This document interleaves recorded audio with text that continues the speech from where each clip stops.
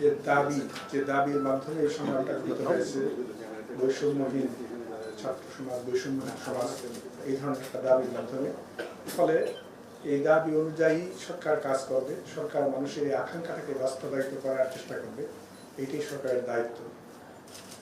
আমি আমার অবস্থান যেহেতু ঢাকায় না বাইরে, প্রথমে আমি জয়েন করতে পারিনি, আমি জয়েন করেছি পরে, কালকে আমি শপথ নিয়েছি। ফলে আজকে আমি মন্ত্রণালয়ে আসলাম মাত্র, প্রথমে সকালে সাভার গিয়েছিলাম জাতীয় স্মৃতিসৌধে, তারপর আমাদের শহীদ মিনারে। আমি এসে ওনাদের সঙ্গে বিষয়টা আলোচনা করব, বুঝবো, এবং তারপরে আমরা আমাদের কর্মকৌশল ঠিক করে আগাবো। এবং তখন নিশ্চয়ই এই বিষয়গুলো অবগত করানোর জন্য মানুষকে আপনাদের সবার সহযোগিতা প্রয়োজন হবে, এবং আপনাদের সবাইকে আমরা ডাকবো যেন আমরা আমাদের বক্তব্যটা সবার কাছে পৌঁছে দিতে পারি। সুতরাং আপনাদের সহযোগিতা আমাদের পথ চলায় সবসময়ই একটা প্রয়োজনীয় বিষয় হবে।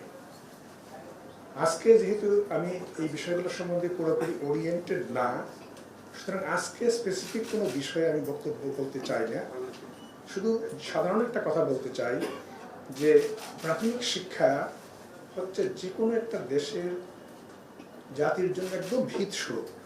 কারণ বাচ্চাদের শিক্ষাটা কিন্তু প্রথম জীবনে যা হয় সেটি তার ব্যক্তিত্বের ভিত গড়ে দেয়, তারপরে সেটা শুধু এক্সটেনশন হয়, পরিবর্তন খুব বেশি হওয়া সম্ভব না।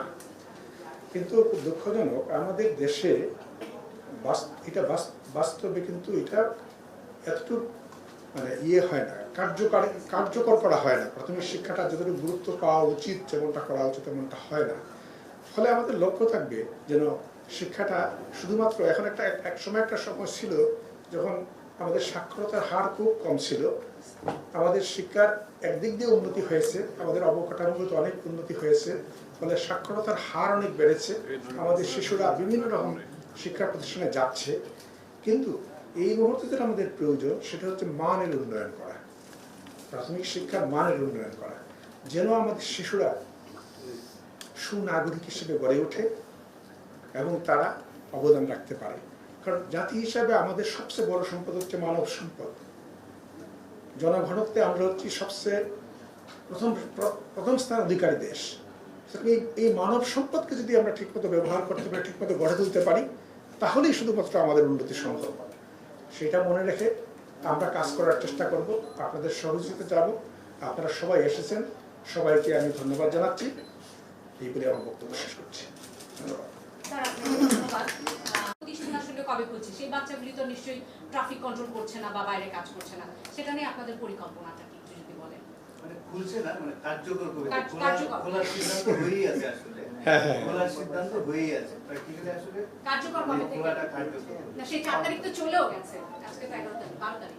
হ্যাঁ, এই বিষয়টা আমরা কথা বলি তারপর ঠিক করি। কারণ যেটা হয়েছে আপনার ইঞ্জিনিয়ারিং সময়ে তো আসলে সামগ্রিকভাবে একটা অস্থিরতা তৈরি হয়েছে, আর বাচ্চারা তো খুব ছোট, ফলে যদি অস্থিরতা না কমে সমস্যাগুলো থাকে, তাহলে তো মানুষজন বাচ্চাদের স্কুলে পাঠাতেও আগ্রহ বোধ করে না। ডিক্লেয়ার দিলেই তো হয় না ব্যাপারটা। সেই জন্যই এই বিষয়টা ঠিক করে আমরা আপনাকে জানাবো।